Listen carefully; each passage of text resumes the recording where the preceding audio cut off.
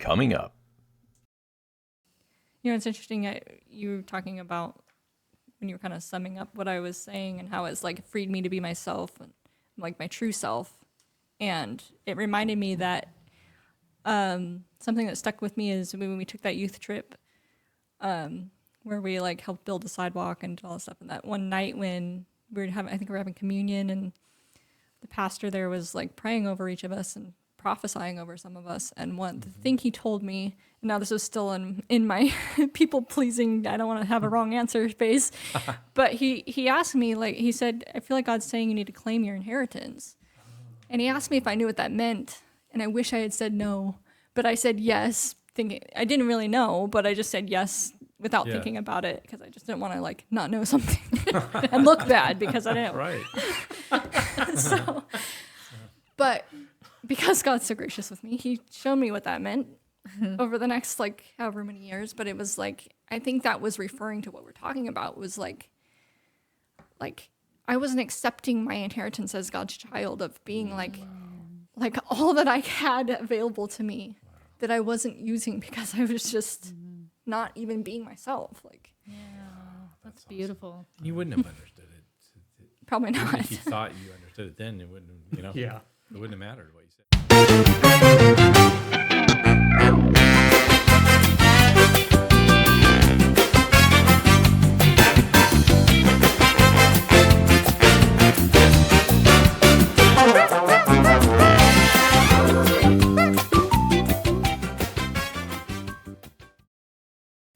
Welcome to On the Table. We're back.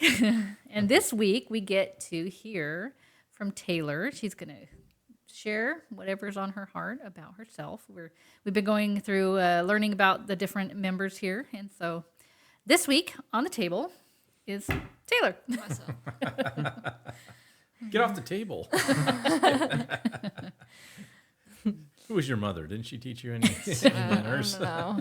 My mom used to say, "Don't put your elbows on the Oh table." gosh, I And still that's think so dumb about that. because it's like, We all do why? it, though. Like, who cares? Like, why is that a big deal? I literally, every time I do it, that goes through my brain, and I'm like, why do I care? So I keep doing it. But I still think about it the next time I do If it. there's somebody out there in the big old universe that knows why we're not supposed to have our elbows on the table, please leave a comment. Let us I was told it know. was disrespectful. But it seems sounds seems stupid. so opposite. Like, you seem like So you're listening and you care. comfortable. Yeah. So let's all do that for Taylor. So, Taylor, how does that make you feel? Just kidding. I'll feel disrespected if your elbows are not on the table. What if our elbows are on you? So tell us something about yourself. You don't have to start like in the beginning, God. In but the you could, beginning, you know? God created me. That's right. I don't know. I mean, I could start at least with my childhood, I guess. Obviously, these are my parents here, Phil and Laurel. I was born in Albuquerque, New Mexico. I lived in a small mountain town, though, for most of my childhood. I was homeschooled the whole way through school by my lovely mother. We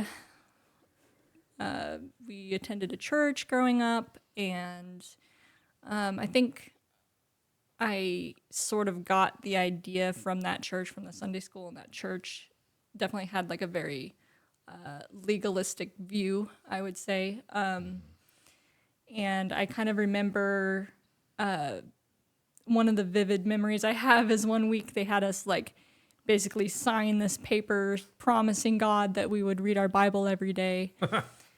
And I just, gosh, I don't know. I was probably less than 10, maybe less than 7. You're I don't signing know. contracts and stuff to Yeah, God. I was pretty young. I don't know how young exactly, but I wonder what the fine print was like if you don't. yeah, I don't know. And that's the thing, because I remember it because I remember being so scared of what God thought of me if I didn't keep it up. And obviously I didn't. But like, I remember that being a huge fear of mine when I was young, of like, oh, what if I'm not saved? What if because Right. I don't read my Bible every day, or I didn't pray enough, or I didn't do enough churchy things. And that was definitely a fear I had growing up, when I was really young. And then growing up, I definitely was very shy. If you had told me I'd be on a podcast every week when I was young, I definitely wouldn't have believed you. I was a people pleaser. Which made for a really nice child to have to raise. It was a blessing and a curse. Yeah. Yeah, I would definitely would try to fit in with everybody. You know, I didn't really have. I kind of forced myself to not really have any of my own opinions because I was so afraid of people making fun of me of not liking my opinion. So whether that was the way Just I don't have dressed one, or the things that I like to watch, movies or music I listened to or whatever it was, I was a follower because I just wanted to go along with whatever my friends liked. However, because of my people pleaser and goody two shoes side of me, legalistic religious side of me, I also it's not like that had no limits. I wouldn't just, follow peer pressure to do something that I felt was morally wrong or, I definitely wanted to please God. I wanted to please my parents as much as I wanted to please my friends. So it was this weird, I don't know. I feel like I didn't have much in my own identity because it was I definitely got made fun of by my friends for things, which is why I started pushing those opinions down because I get made fun of for the stuff that I wore or the whatever. And just being shy and being, I think I kind of always sort of looked up to everybody. Even if they were a little bit younger than me, I just felt they're above me somehow, Wow. We must have treated you like trash. No, and honestly, it didn't come from you guys because you guys did build me up. Sorry, Taylor. No, it wasn't coming from you We guys. should have reduced the beatings from probably 10 to 9. No. That might have been just the right No, adjustment. I don't even think per day. I mean, you guys didn't even spank growing up. Really, you guys were. Well, it helped that you were such a Yeah. nice little obedient child. No, but I mean, you guys. It didn't come from you guys. It came from friends, I think, mostly. Yeah. I just had certain people in my life that kind of just, I don't know, I demeaned think the me. world in general, I think is looking for somebody to take the blame for everything and somebody to take the fall. So I think if you have that natural tendency to be a pleaser, Yeah. there's far too many people are willing to go, okay, sure, I'll take advantage of that. I'll make you feel bad so that I feel better. Yeah, Just like I think. husbands. Yeah, Yeah, they feel that way. that was the attraction to you, Michael. No, I'm just kidding. No. No, that's fascinating though. But yeah, I mean, so I was a Christian from a young age. But like I said, I was definitely grew up in a legalistic kind of church. And then I kind of started to understand more about grace and about the Holy Spirit and that kind of stuff when I was a teenager. And I'd gone to a YWAM summer camp for a couple weeks and had a really cool Holy Spirit experience one evening and just felt a weight lifted and felt this supernatural peace and joy that I'd never felt before. And I felt How old were you? I was 16, I think. Okay. So That's the only question I'm going to ask. Yeah. That's why I'm here. yeah, and that kind of started, I feel like that experience kind of started my journey to start understanding grace more. My dad being a pastor of a church starting when I was, how old was I, 11 or 12 or 13, somewhere in there. I forget when we started the church. But I mean, I wasn't always in the service. I was in Sunday school part of that time, not always hearing directly from him. And I feel like it took me kind of a little while, years to kind of, all through my teen years really and even into my early 20s to really, really understand grace. And it was a slow process that God took me through, I feel like. Sure. All the way up until, just a few years ago, I think we've talked about it on the podcast a bit, but with Michael and I having a kind of a deconstructing our faith kind of thing. And that, I think coming out of that is when I really, really solidified, okay, now I get it. I had to finally undo all of the legalistic baggage from my childhood and growing up in the church, going to a Bible college that was very legalistic sometimes. And just had to kind of unpack all of that and then build back the truth, and came out of that stronger than ever, and really realizing like who I am in Christ and the grace that he gave me. And I think backing up a little bit too, when I started dating you, Michael, is like you really helped me to start exploring who I was and not being afraid to like have my own opinions, and like you encouraged me to do that, and you kind of like pulled me out of that shell that I was in, and that was like the beginning, you know, of like finding who I was and being willing to be myself, because not only were you just that kind of person, which helped bring me along, but it was like, I think probably having your acceptance of me just the way I was like huge for me. So sorry, I get emotional about it. Yeah. But That's cool. Yeah, I tried unraveling everything that your parents did to you. He's still working on it. No, I'm just kidding. It was definitely, you know, an experience when we first started dating. I was worried. I should talk faster. No, I'm just kidding. leave it like I'll that. start using filler words. I was happy did everyone on every business call ever that was an accidental one. No, but when we first started dating, that was one of my concerns a little bit, is like we were super different. Like Yeah. I had already been married. I grew up differently. I had experienced a lot more of the world, good or bad. And, you know, I think that was something that I wasn't sure, one, you would accept me of, two, like, hey, like, I've been with other women before. I've done drugs. I've done this. I've done that. I like doing this. I like doing that. And I was like, oh, no, what if she doesn't listen to the music I listen to? And I watched the most outrageous movies in the world. Like, I don't think she's going to like this. But you were really accepting of me, and you also drew boundaries when you were uncomfortable, which sometimes when that happened, I'd be like, oh, like, I can't listen to the music at first. Because, you know, it was uncomfortable for you. It was just getting into it. Like, What a marriage is. getting you used gotta to know. each other. Yeah, we were definitely very opposite in some ways, and also very the same in other ways, which is what held us together. But I think, yeah.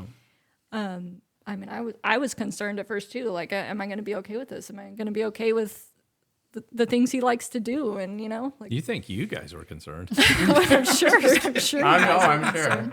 I'm definitely. I would have been as a parent, for sure. You guys probably weren't concerned enough. No, but What are you talking about? I still am. Yeah, I mean, definitely going from. I mean, yeah, I hadn't dated anybody before you. I hadn't kissed anyone. Like it was.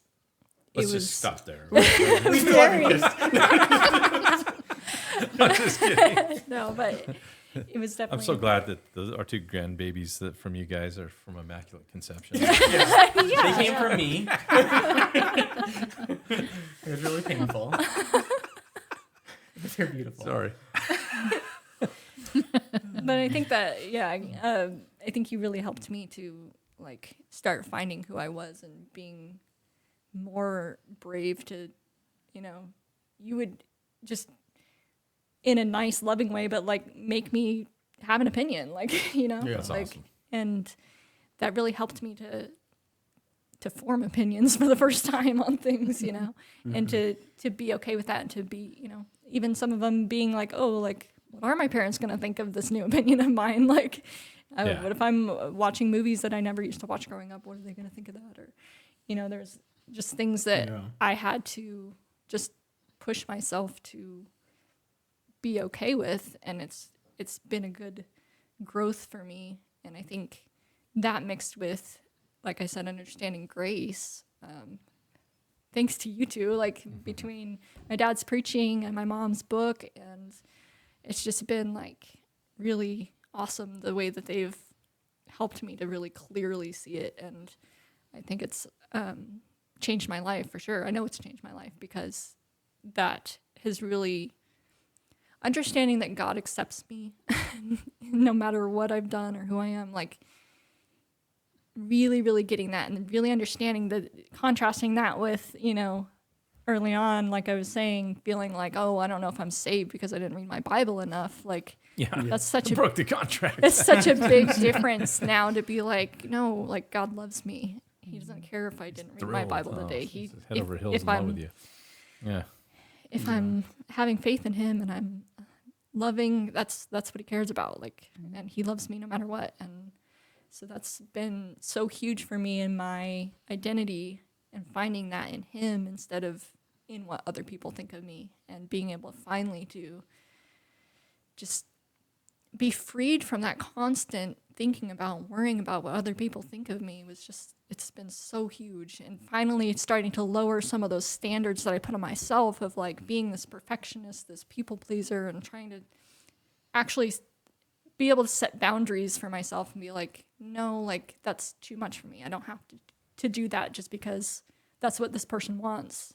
Yeah. Or, you know, like just to fit in, like I can say no and that's okay. Like I don't have to overcommit to things just to make everyone around me happy, because it doesn't work anyway. Not everybody's always you can't happy. do it. Yeah.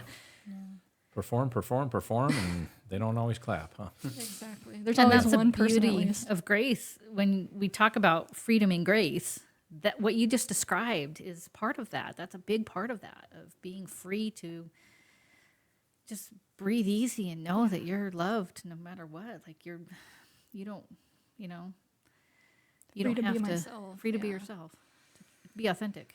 Yeah. Yeah, that's a incredible start, because the way you put that made me realize something. It's kind of what you're talking about, but just see if I can say this the way you meant it, and not that you didn't say it the way you meant it. I'm not saying that, but No, but I get in what other you're words, saying. see Like, if I got it. 'Cause kinda I think sum I it got up in some a- like big like light bulb about what you were saying that I've never thought before about you or anybody else.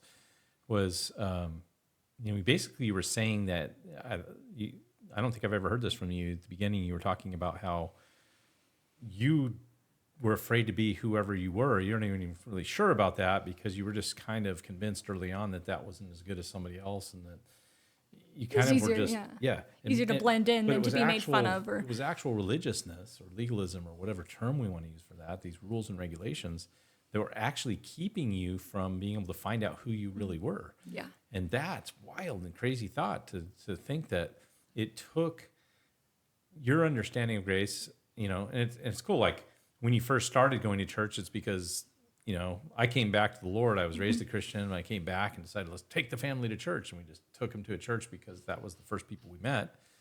We're being careful not to name denominations and people, but Yeah. but we took him to a church that seemed great and everything else, but it was a lot more legalistic than they would want to let you know.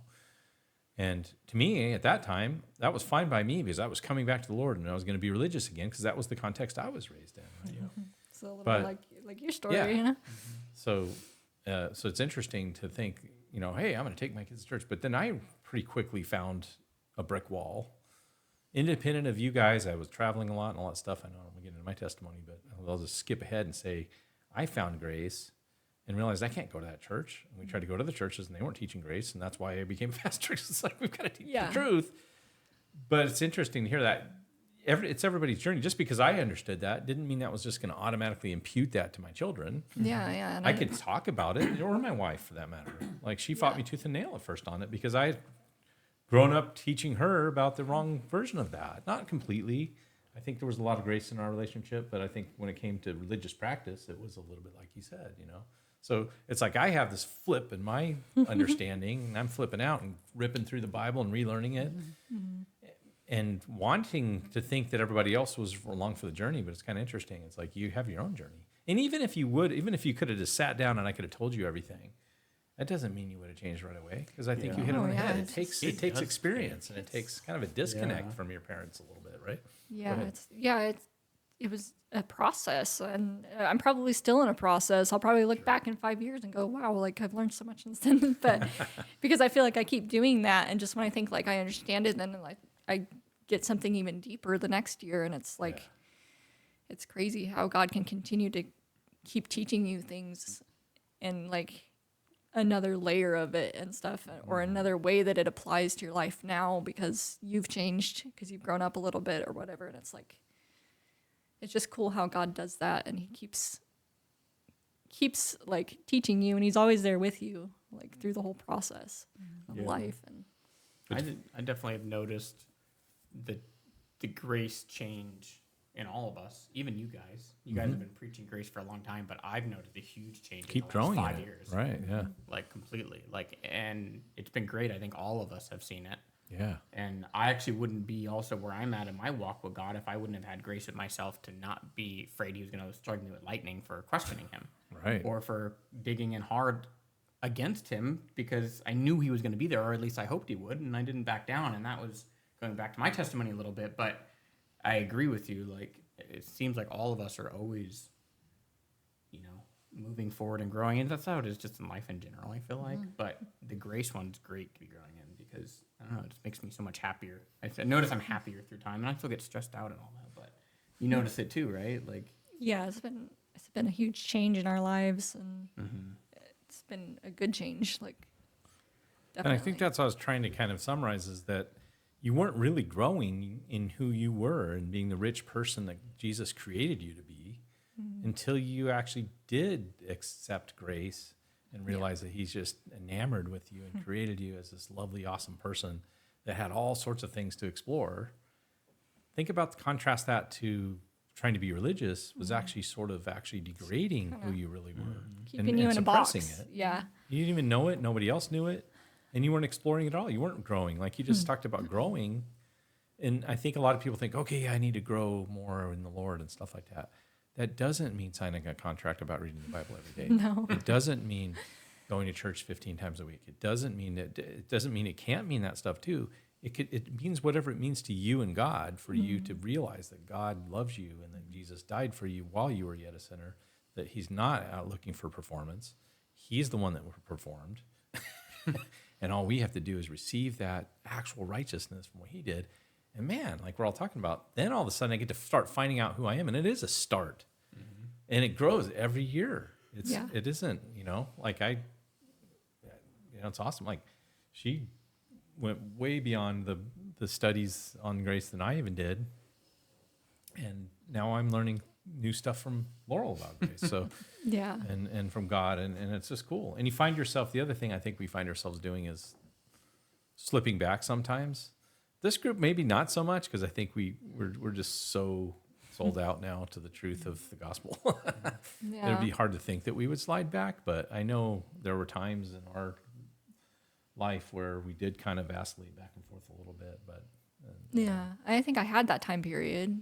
yeah. Like, definitely, I don't know, probably late teens, early 20s, especially, like, had those times like you're talking about where you kind of like, because you're still trying to figure it out. And it's like, even though you understand it here, like you go to this situation over here and it's like, oh, wait, how does it apply here? Or I don't know. then you You're have still kids. kind of, yeah, Right? yeah, really. And then you got to figure out how to parent them and how do I parent them with grace and how do I, Right. like it's a whole I think that growing thing. process, though, there's some point where something just clicks about it. yeah. And you're still, like you said, I think you're still exploring things, but it's almost like a ratchet where it ratchets up. Yeah, And then you're never gonna at go some below that point it again. clicks where it's not going to go back, Yeah.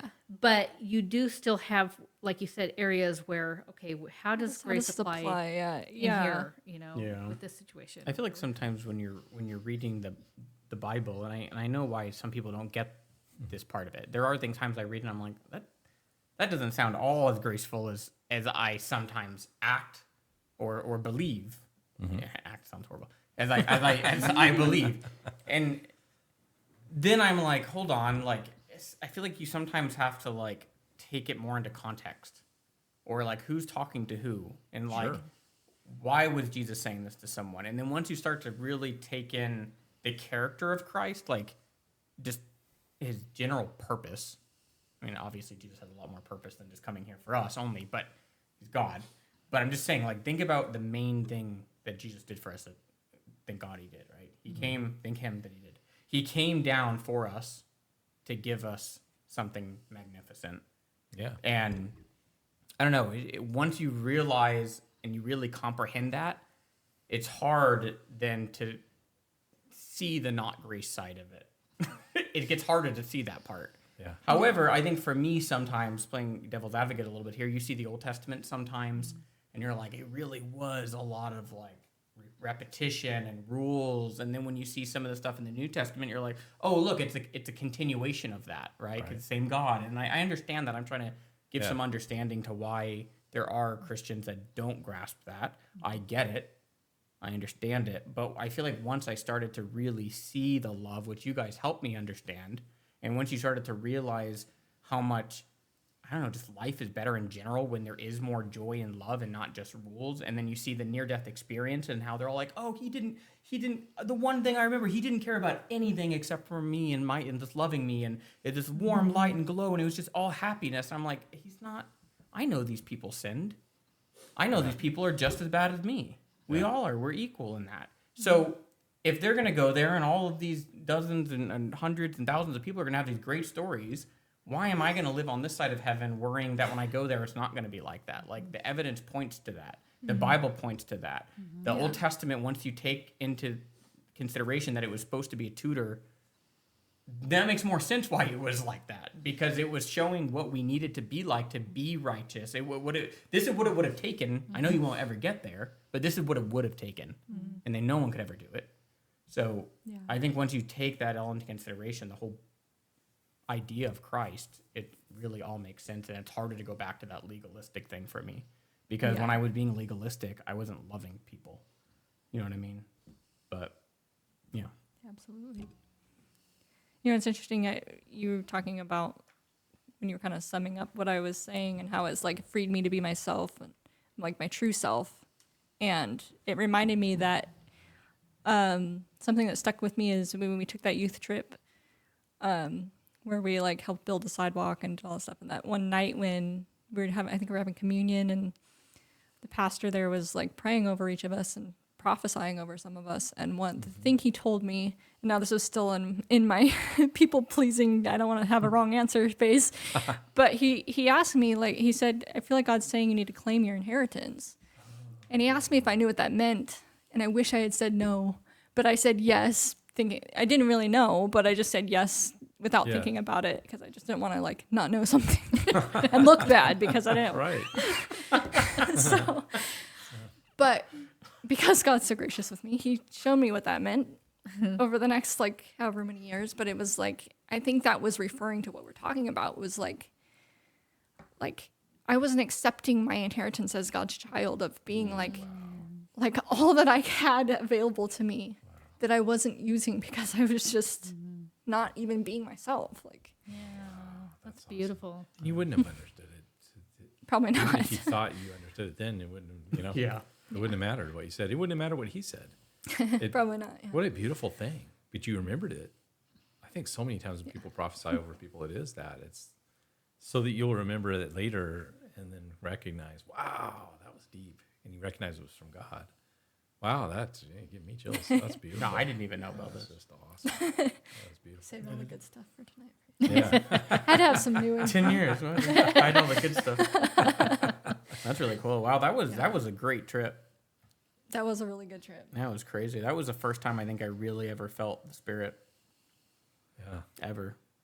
Yeah, Do you some remember that? How stuff. cool that was? Oh yeah, I mean that's why I want to take you guys down there and do the drum circle and I thought it was The- because that the- guy was the paying you for crazy, cheap labor. yeah, really to help out the poor church there in the northern El Paso area, and yeah, it was really neat. Yeah. The drum circle, was that inside the building? In their little monastic community thing that they have down there. Yeah, That's when it happened to me. yeah. Man, that was rough, man. I was like a baby. I was like in like that time in my life too, where I wasn't like even wanting to, you know what I mean? Like I was like, you were still I kinda was like- too cool for everybody. Yeah. Yeah. And I was like around all these like cute girls and all this stuff, and I'm just like bawling. What a cool experience. I wish we could do that again. That was fun. That's also the trip where, to lighten the load or lighten the air a little bit. It's also the trip where several of the girls actually beat the boys at arm wrestling. Yes. And it was not me. We had some Brutus women in the youth group. Man. That was awesome. And then it was like the two Titan women took on each other. And Yeah. I I don't don't but remember who won. I don't either. It was pretty close I remember it happening. match. But Kayla would have won if she was. Oh yeah, Yeah, she would've was. totally. I don't know those. Yeah. She was like what? How old was she in Washington? Like 3 or 4. 3 or 4, yeah. And she was beating like an 11-year-old boy at arm wrestling at the time. Like, it's crazy. She's strong. Yeah. Well, cool. That's an awesome start to a testimony. Yeah, I don't know. I'd love to. I mean, your dad. I've been around a lot, and I just probably parts so I don't know what I would ask you that I don't know. But I didn't even realize I hadn't told you that, but yeah, I know the three of you obviously are the closest to me, and you probably know a lot, but obviously our audience doesn't. But. yeah, and that's the purpose of this. I know. I don't know if you want to talk about this, but just I know there was a time in your life when you kind of had said like you would go to these Christian events and they would have people that would give these testimonies, and it was always a test. Not always, but a lot of times it was and even in our own church, people would stand up because we our church that we formed was definitely for people that were down and outers. I mean, that was our whole heart, right? Yeah. Which is just people in general. Yes. Everybody's down and out. There's just Exactly. some people paint on Some people face, act right? hide Those it are the better. ones that just couldn't paint the face on anymore. Let's put it that way. Yeah. There's too much going on. They couldn't even cover it. Yeah. So a lot of them had drug addictions and other issues and things like that. And so a lot of the testimonies that people would give were Pretty like, "Oh my hardcore, yeah. gosh, I've had this hardcore life, and then I found Jesus, and it changed me, and all this other stuff." And I remember you telling me one time, like, "I just don't know if I have much of a testimony because I didn't have all of those terrible sinful things or whatever else." Yeah, and I feel like that's you kind of get that from church culture, like that. Oh, you know that's something you need to work on is your testimony. You need to have it prepared. You need to be able to share it when you're asked, and like. Yeah. And a lot of people act like, oh, you don't really have a testimony if you've just been a Christian your whole life, because they make it all about that one salvation moment Yeah. instead of like your entire life. And I've come to realize now as an adult, like, and after my experience of just all the experience I've had with God throughout my life, and the ups and the downs and the doubts and the just everything, it's like your testimony is just anything that God's done in your life, whether it was yesterday or 10 years ago, or like I think all of that can be a testimony, because all of it is how God's worked in your life, and all of it is beautiful, and all of it's like can help encourage somebody else who's been through something similar. And you could say that my testimony is boring or something because, oh, you were a Christian your whole life and you were this sheltered, homeschooled pastor's kid that didn't ever do drugs or anything, like, okay, And but yet you just made us all cry with your yeah, exactly. because it was powerful. Because that You're doesn't a mean that I person. had no struggles. It doesn't mean that I haven't had God work in my life, or that I never had any doubts, or that, I think it can be powerful to just share how God's worked in your life. And he definitely has worked in my life over and over again. And he's taught me things, and he's encouraged me, and he's answered my doubtful questions, and he's, been there for me when I've gone through difficult times. And I think that's important, and it's powerful. So. Yeah. Well, I don't want to be the only one to ask questions, but I do have one other one, at least. So then I'll shut up about what other people ask questions. But I guess if you could share a little bit, like I honestly think you're one of the strongest people I've ever met. I'm just going to put it that way. And yet you came across in a lot of your life, like, and you even would say that you're one of the weaker people, and you would kind of come across that way. And I think you thought that. Well, and yeah, yet like I I've was saying, watched everyone you, I always looked up to, like, oh, and they're I think above you me were somehow. afraid of a lot of things, and I think that was maybe why you thought that, and other people thought that. I probably thought that. You were a pretty meek person, and it was, I think we can mistake meek for weak. Not that you were a bad person. I mean, you were just a terrific kid growing up and all that stuff. But I think it just seemed like you were afraid of a lot of things and that kind of stuff. I'm very And scared yet, child. we sat there, Laurel and I watched you your whole life, from young to now an adult, to a mother, to all that kind of stuff, take on some really crazy challenges and not fall apart. I mean, maybe you fell apart and tried. I'm not saying that, but you still share with the audience. Listen to this. What allowed you, someone that to have such strength to get through things? I don't know. I need to know, because I'm probably the weakest person I know, and I come across know most about people as being, well, everybody thinks that. Oh, there's the football player, and he was the pastor, and all that stuff. But I freaking want to just fall apart most of the day, and I don't even want to get up some days. So like I look to you and other people in my life to go, that person has strength, you know. Yeah, I Your think mom too has really kind of come along with that. Like you've had to come. When we get to your testimony, we'll talk about that too. Yeah. You've had to find some strength, but that's, man, so many things going through my brain about that. Yeah, I mean, I definitely think certain people or even myself, like you're saying, like could label me as being weak. Especially, I'm a very emotional person. You know, I've choked up several times just tonight, especially when I'm being vulnerable like this and sharing. Like I just But and I think I used to think that was weakness. Like, oh, emotions are weakness, or like I shouldn't be so emotional all the time. I cry at the drop of a hat. But I think even that, like I've started to learn, like God just made me that way. Like, yeah, and that's okay. it's a Like, good thing. I feel deeply. Like, I think it helps me connect to people and have compassion. But and you're right. Like I think even though I'm terrified or maybe going through something while bawling my eyes out, doesn't mean that I quit. Like, and I think, I don't know. I just have always been really passionate about stuff that's important. Like, like if it's important to me and it's important to God, or it's something I'm passionate about, like I'm not going to give up on it. And there's definitely things I do give up on and I quit, but it's things that I know aren't important or they're not benefiting me. Like, Yeah. and I don't know how to give you an answer to that. Except for just God. Like I'd have to just say it must just be God in me Can I that give gives you me that two strength. specifics, and that'll maybe help you figure out how you did it? Sure. One funny and one a lot more serious.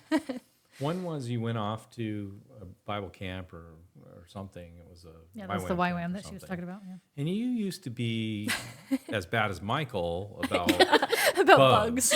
Okay. Yeah. And your kids are now even worse than both of you combined.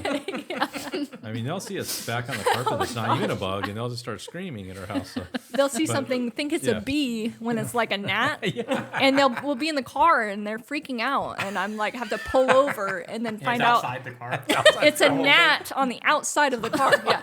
Anyway. So that definitely somehow went through the bloodline there, but you were pretty bad as a kid about those kinds of things, and then you went to this thing, right? And tell the story, and then tell us how did you not just call us and say I want to come home? I don't really know, but there's these old cabins that we're staying in, and there's like red ants crawling on the wall next to my bunk, and my legs get bit up every single night, and I don't know why I didn't. I mean, like, you I don't. gotta understand, if this would have happened at home, it would have been World War III. So when she tells us this, we're like, no, that didn't happen, right? 'Cause we didn't get the call that said screaming in the night, you've got to come pick up your daughter. Yeah. She is an emotional wreck, and we've had to put her in a straitjacket. That's what we would have expected. I don't know. Maybe it's something as shallow as my wanting to not look bad in front of people, and so just had to suck it up so I didn't look like a wimp. That could be. I'm not sure. Well, I don't know. that was one of the first times I saw. I was like, she's got way more strength than she lets on. And then, I mean, speaking of bugs, then I, come home for break from Bible college and get bit by a brown recluse and have to go back with bite on my leg that's like swelled up 3 inches in diameter or something. I was putting this paste of charcoal and essential oils and stuff on it like twice a day, and like had to go back to Bible college while doing that. That was a rough few weeks there for sure, but it healed and I'm fine. But I can't even see where it was, thank God. But that was a God thing. A friend of ours had that kit of stuff. Yeah, just here's a Happened to have it. public service announcement. Yes, buy a Brown brown recluse kit. kit. Charcoal. 'Cause you don't know when you'll use it, but when you need the it doctors was- don't know what to do. The hospital doesn't know what to They'll do. give you antibiotics. It doesn't. It Maybe doesn't work and you maybe might it works, die. but The stuff was amazing. it was Right. great. You should So- probably buy one. Yeah, we Yeah. probably should. I don't have one. I have two, so Give you we're one. good.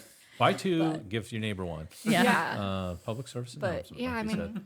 But let me turn in then to the a little more serious one, and we can just cut this tape if you don't want this, and just say no. I I'm don't a pretty want to open book, so but I mean, it involves both of you guys. But it's something that I'm sure people look at you and both. But since we're talking about you, like the fact that you married a man whose wife died, who you were close to, but he was obviously very close to her, and was enamored with her, in love with her, and yet, and it wasn't a thing. I think a lot of women would have said, okay, that's fine, and everything else will be a period of mourning, and then let's just put past this. And yet, somehow, push her to the side kind of thing. you do something crazy that seems like one of the strongest things I've ever seen. And I don't know if there's a secret or you just God or whatever, but I'm just curious. And I'm just going to I've never asked you this. We're going to ask you in front of the public.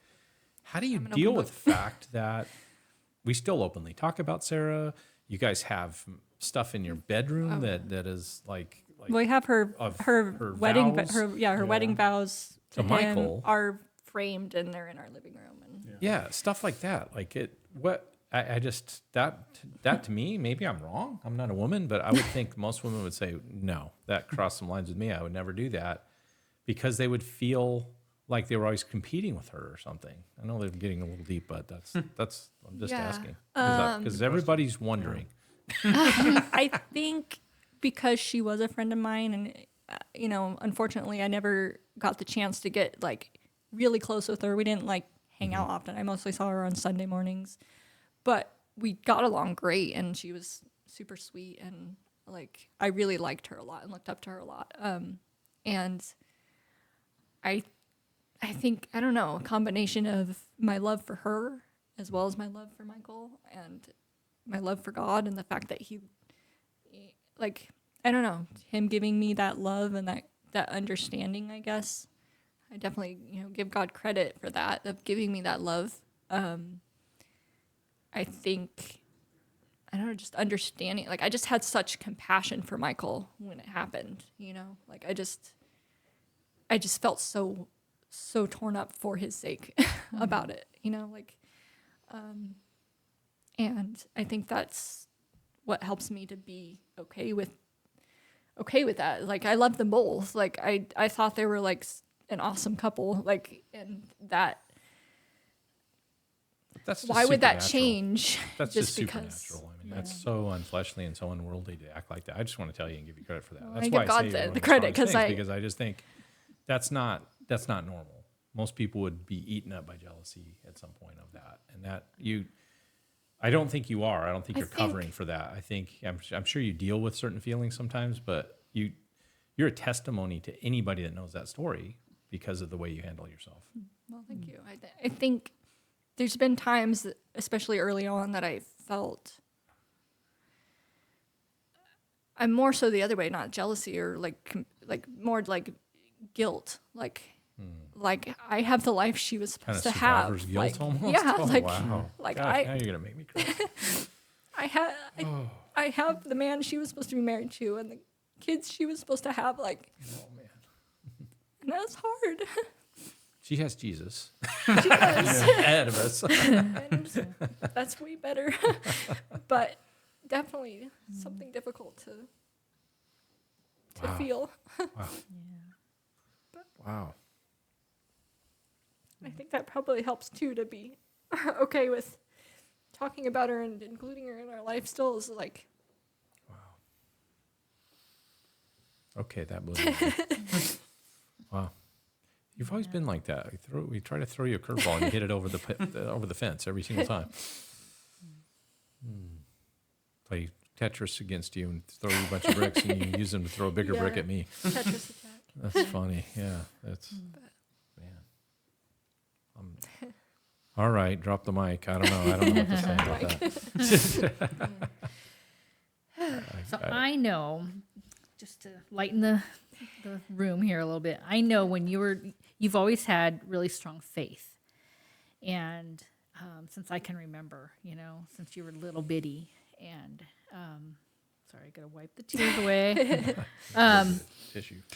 That's okay. And it's interesting to hear you're talking about your life through the lens of grace, but focusing on the lens of faith, I know that you have had certain moments that were very strong faith building and faith confirming moments in your life. One was had to do with the piano, Yeah. and one had to do with that story of Jesus walking on the water to the boat. Right. You want to share those with? Sure. I haven't heard these, so this is Yeah. Yeah, when I was pretty young, Thank you. like I said, we were homeschooled, and my mom here, she's very musical and talented in that way, and she was teaching us piano. It's part of our school, and so this one day I went up to practice on the piano. We had an electronic piano, and it was some of the keys weren't working, and my brother is always the try to figure it out and fix it type, so he goes up and tries to mess with it, and just nothing's working, and they're up there, my mom and my brother are up there working on it, trying to figure it out. And I go downstairs and I just pray in full faith, like, God, like, can you just fix the piano, please? Like, I know you can, like, and then I just expectantly just stopped and waited and listened to hear that it would start working. And it did. I remember I was up there, I was banging on the keys, and all of a sudden they started playing. And I stopped and I shouted down to Taylor downstairs. I was like, "Did you just pray over the piano?" I knew what happened. I knew exactly what happened. Yeah, that was awesome. And then you mentioned there was a time where I'm trying to think. My dad used to be out of town often on weekends for work or during the week. I forget whatever it was, but he was away a lot on work. And so during those times, my mom would let us sleep in her room, and we'd get all the blankets and pillows from the house and we'd divide them up evenly, my brother and I, and we would build these massive beds on the floor out of the just layers and layers of pillows and blankets. But this one night, I remember I was like scared, just being a kid, scared of the dark, scared of nighttime, whatever. And I'm not going to remember all the details. You'll have to help me. But I think you started reading us the Bible or telling us the story from memory or something, but of when the disciples were on the boat and it was storming and they were all afraid, and you're going to have to help remind me. Come on, of- you've been around Mike long enough. I know. Just embellish it. Make it up. Yeah. exaggerate. It's just, really. if you can't Remind me remember, exactly just how make this it went. good. Well, and then all the disciples are kind of freaking Yeah. out, and they woke Jesus up to say, "Hey, like, you got to fix this. We're gonna sink." And so Yeah. he just calmed the storm, and somehow I don't remember exactly how that. I don't know if you had a dream. Was it that you had a dream about that or something? I don't I've know. heard the story. I think it just clicked to me that like, Oh. like why would I be scared of the dark when like God is able to calm a storm? And Yeah, it was, like, Applied the scripture as a kid. Yeah. yeah, I think Yeah. it just was kind of like, it wasn't like, I don't even know if you started telling us that story because I was scared, or if it was just like we just happened to be talking about stuff and then it was like it just lined up with. Maybe, yeah. But I know that I remember that for you, it just really clicked. Yeah. And it was like an aha moment for me. Yeah, I was like, oh, right. why am I scared? Yeah. right. And those little moments, that built your faith when you were really little, I think you just had a really strong faith all along. You knew who, like, you didn't have the grace part down like I didn't when I was for most of my life, but you didn't, when in your younger years. But you had the faith. You understood who Jesus was. You understood that he was God. You understood that he was there and he was going to protect you, and that you could talk to him and he would answer. And I always remember that you were a very faithful person. Yeah. Yeah. Even with really little, you'd pray over stuff. Yeah. Yeah, definitely. Always knew God was real. Like, even during that hardest, most doubtful, scary time of deconstructing things, like, I still believed God existed. It wasn't like I ever let go of that. It was more just like, has everything I've been taught, like, have I just been taught a bunch of things that I just believed without looking into myself, that there's not really a good evidence for, or there's not a good backing for it. Am I just kind of brainwashed, you know? And it was like a deconstructing of all of that and having to go like, I need to study this stuff, like the foundational stuff at least for myself, and see it for myself, see what the evidence is for myself, and then that will be strong because. Yeah. And I remember you saying, this actually didn't happen all that long ago when I was doing, I mean, let's just be honest. Some of the studies that I get into get really intense. Like, No like kidding. The craziest things I could think about, like studying, like, I think one of the craziest was once I was like, oh, did people, what was it? I was like, oh, I think I was watching a YouTube video about something, and then someone was like, oh, like Christ, blah, blah, blah, blah. Like, I bet the people at that time didn't even believe he was the Messiah. You know, they didn't believe him, and they put him on the cross, blah, blah, blah. And I was like, yeah. And I was like, but wait, did people think that, like, he was, like, an antichrist? And I was like, but hold on, how could he be anti himself? And I, like, went into this whole, like, what did people think at the time? What did he line up with scripture of what? Then I was like, you know, it would make sense that the antichrist would be doing things somewhat like how Christ did certain things, right? That's kind of like the whole point of him. And I started digging into it. I was like, this is a really hard thing to want to study, though, because it's like, I mean, I'm asking the most ridiculous question in the world. But I do those because I feel like if I don't know why it's my ADHD or something, if I back down from it, then it's like, what if that was like the little nugget of truth I would have gotten, and then I stopped short of it, and it's like, I'll always be in the back of my head. That's how my brain works. So It's like unresolved. I have to figure it out. And I think it's helped me build my strength. So I've done that a lot, but I bring those to Taylor fairly often. Sometimes they've been good. Sometimes it's been a little like, no, that's stupid. Let me back it up. Have you read Matthew, Mark, Luke, or John ever? And I'm like, oh yeah, you're right.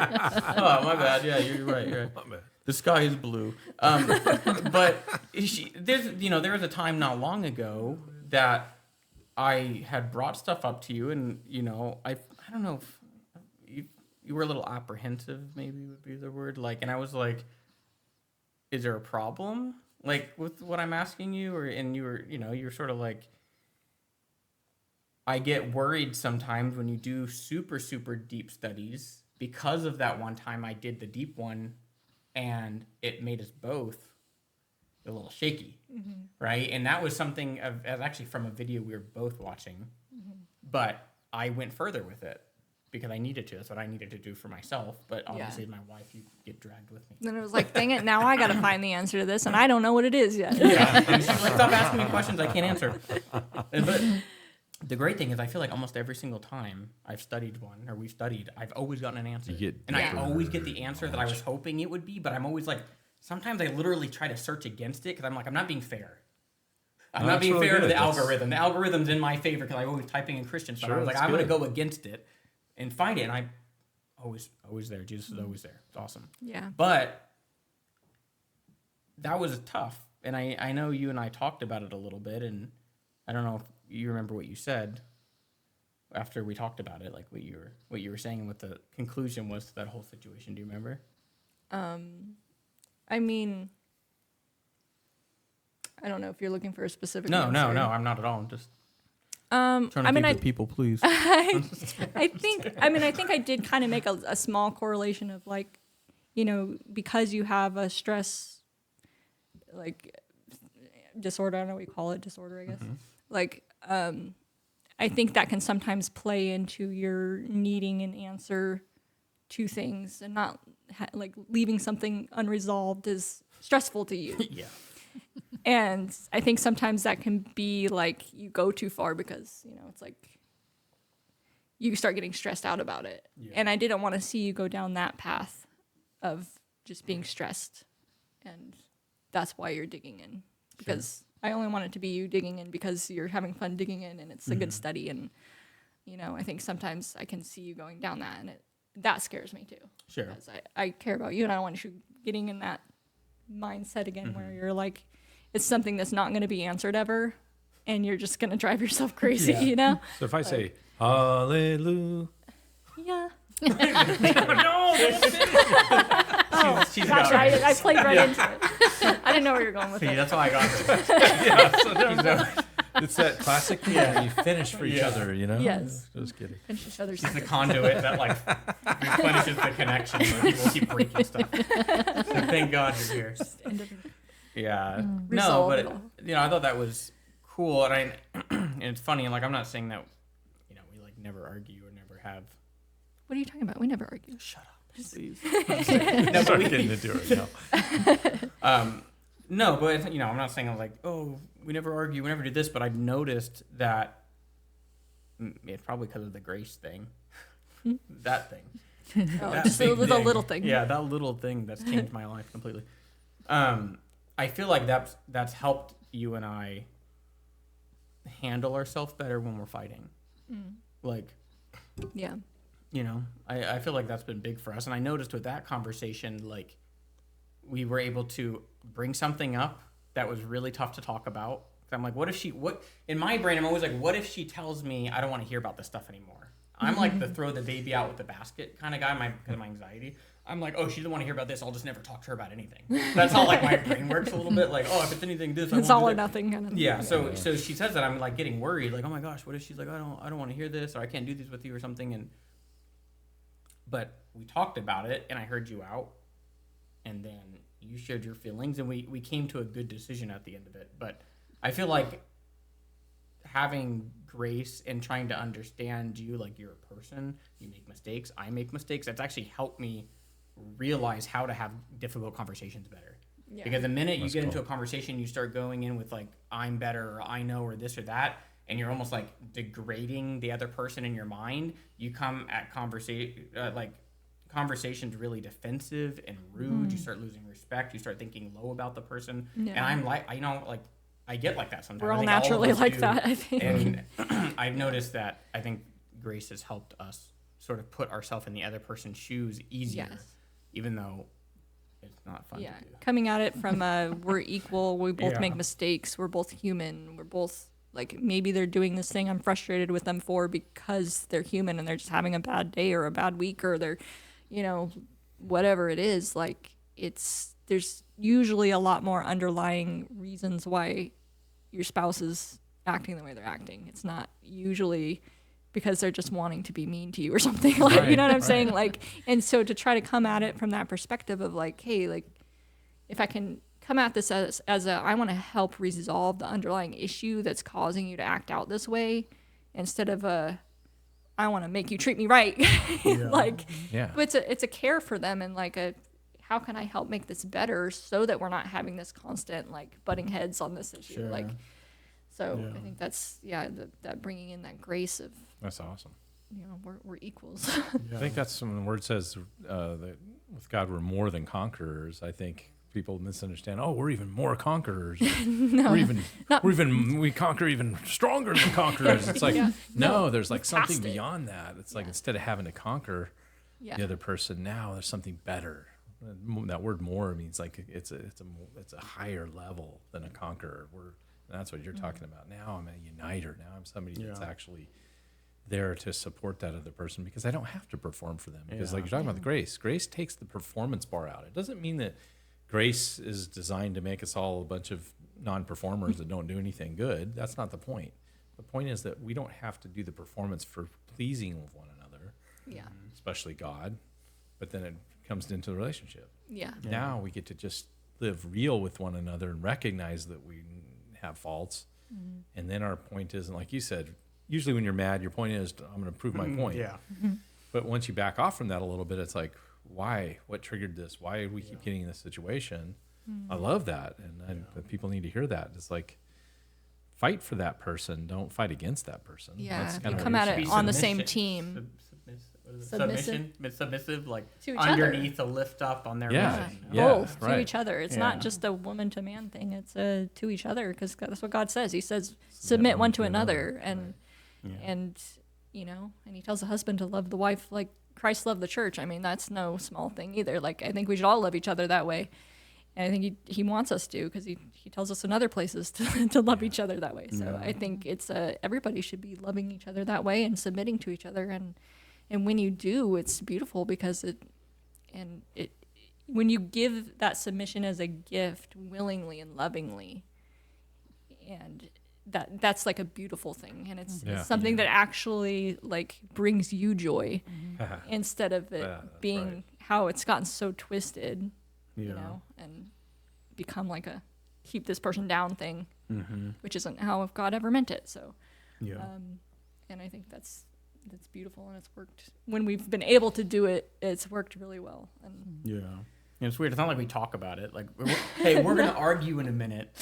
Remember how much I love you and you love me. It actually might go better if you did Yeah. that. Like, I love you before I'm I about talk. let ready me to just say do the some things groundwork. that I'm going to regret. But remember I love you. Yeah. No, but I think we set that I'm groundwork gonna try though, just in our day-to-day life of that because we both accept each other for who we are, and because we don't, you know, it's not divorce is never like on the table. yeah, that's But right. you We'll know, never it's put that on like the table. it's never on the table, and we know that about each other, and we've been with each other through some really tough things for each of us. And you know, like I've been there for you through really bad struggles. You've been there for me through struggles, and we've seen each other's weak points and still loved each other through it. So there's that trust built up there that like, hey, I know you're not going to just leave me when you see something. I can't that's believe you not- didn't leave me. That's to that be thing- completely honest. Like I'm super shocked when I was like the worst anxiety I've ever had. Like, and it felt like I was just trying to push everyone away. Like, which I Loyal love. That's what I was Yes. going to say. That's what we Yeah. were talking about last weekend. It's what you're practicing. That's right. I love that. That's exactly right. It's the loyalty to love, which Yeah. means no matter what that person's going through, no matter, even if you just can't hardly stand them because they're being so harsh and you love them. So yeah, I love that. That's what you guys are practicing. Yeah. And that's what matters. It's not love. Marriage isn't an if then any more than our marriage to God's an if then. It's a done deal. Yeah.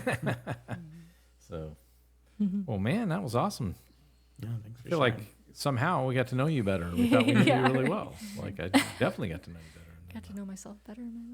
The audience gets to know you too. Yes. Well, thank you for sharing those pretty deep thoughts and laughter and tears. It was all very good. So, Yeah.